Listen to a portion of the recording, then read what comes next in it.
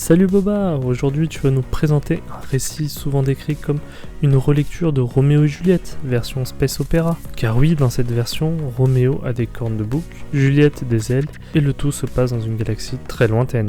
Yo Buddy, c'est vrai sauf que eux sont allés un peu plus loin que le petit bisou quand même, mais bref, on y reviendra.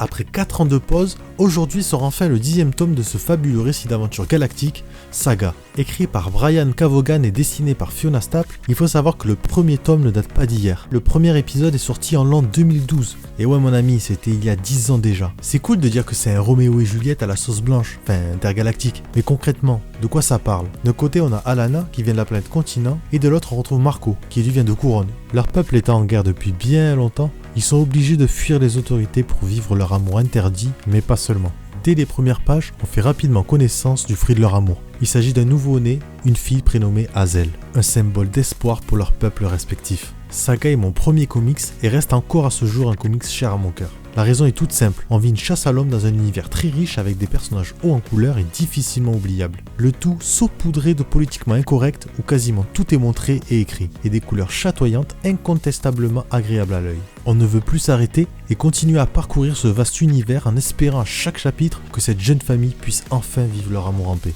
N'a-t-on jamais dit que l'amour n'avait pas de frontières? En tout cas moi j'y crois et je ne peux que vous recommander Saga.